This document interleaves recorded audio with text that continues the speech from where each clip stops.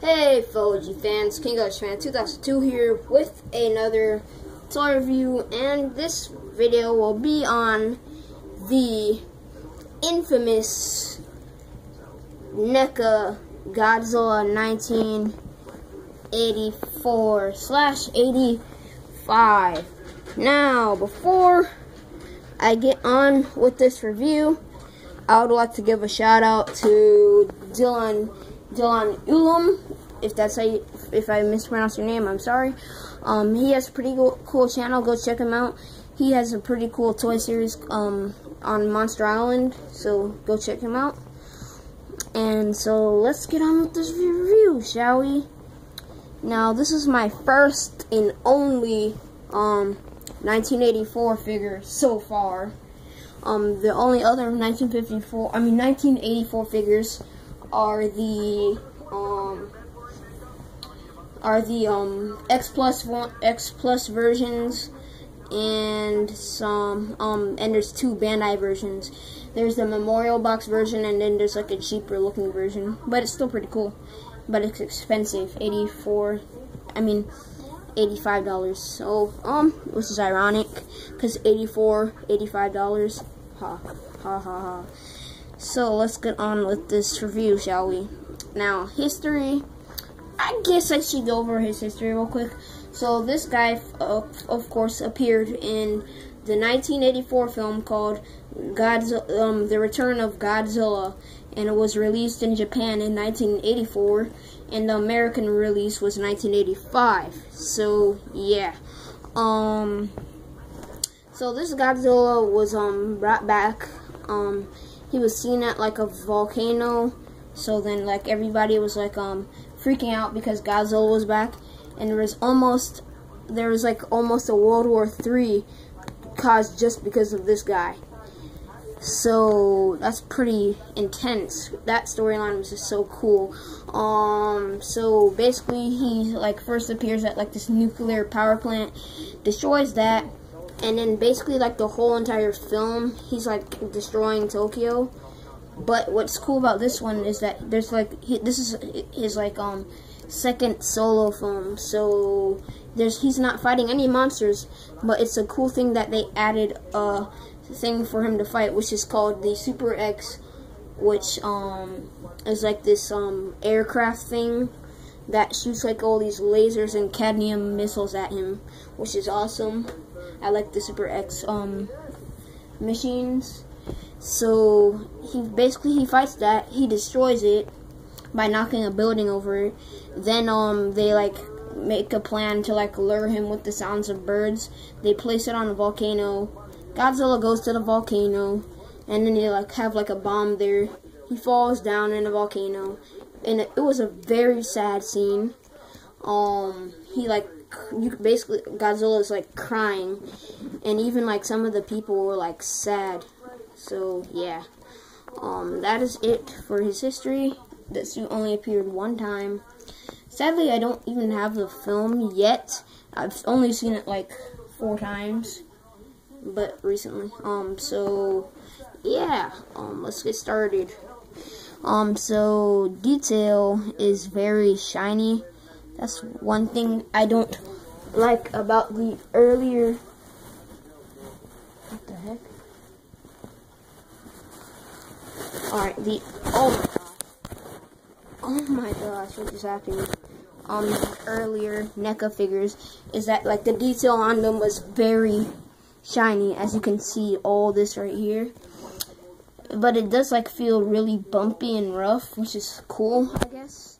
Especially like on his chest. And then like I said, the casual Godzilla detail, all these linings across him everywhere. This is like the most bumpy Godzilla figure I have, so yeah, that's pretty cool. And he has like linings in his mouth, which is really cool. That's a nice detail. And he has like a line on his tongue, so they also sculpted a tongue, also really nice. And now let's get on to paint job. Paint job is pretty accurate, I guess. Well, it's not too accurate because he actually looks kind of green a little bit. but the original figure was worse. Like, that figure is like complete green. There's still like a little green left off on them though. So yeah, that's a little cool backstory. But here's some backstory on this figure. So originally NECA was going to release a 1984 figure that looks completely different from this. It looks like they took a Gabra suit and then put it over like put it under a Godzilla skin. It just looked awful. Like, I wouldn't have bought that. I'm serious. I wouldn't bought that, even if it would have been my only 1984 figure. But then they like released, like, they were listening to like the fans' complaints, and they put a new sculpt out which looked like this. And then it was about to get canceled, and then they brought it back and released it like last year. And now we got this. So yeah. So sculpt is okay. The best part on this guy is the face. This figure is based off the Cybot. Like, it looks more of the Cybot than the actual suit, which looks more menacing. But the Cybot is okay. I mean, it looks dated now, but it's still pretty cool. The one thing that bothers me is this. It just looks like his lower jaw is like disconnected from his neck. This looks weird. And then like it makes his head look weird too. Just look at that. It looks so weird. But then when you do this and then have it like that, that looks better. It looks a lot better like that. It looks super menacing. Another thing I don't like about this figure is he's basically wearing like a jacket with sleeves. Like, is he gonna hibernate or something? It's not winter. Like, what the hell? What is this? I don't know. I don't know. Just no.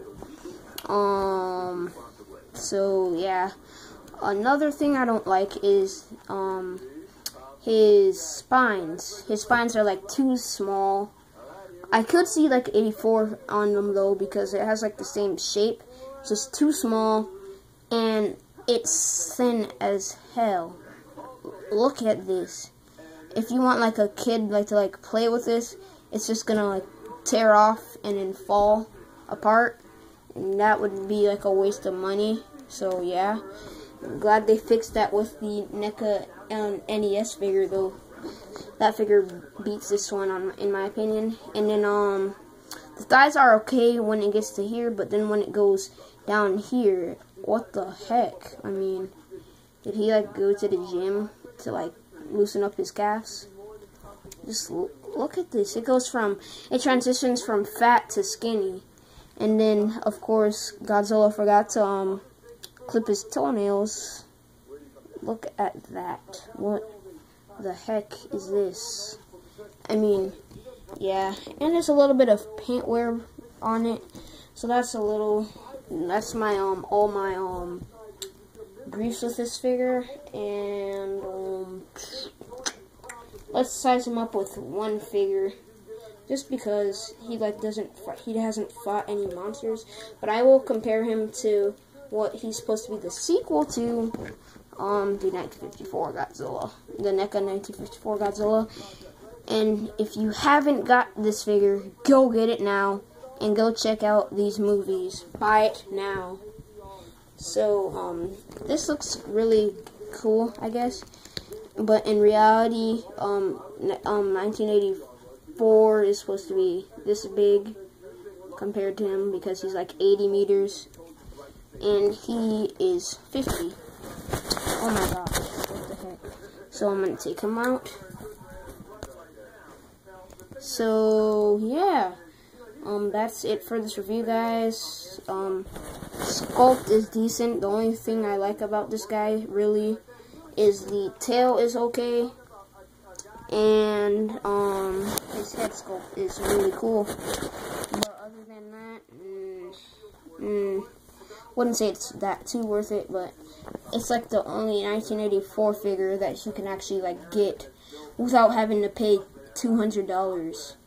Because I like saw memorial box figures at G-Fest 22 going for like $220, $150, like sometimes. it was crazy.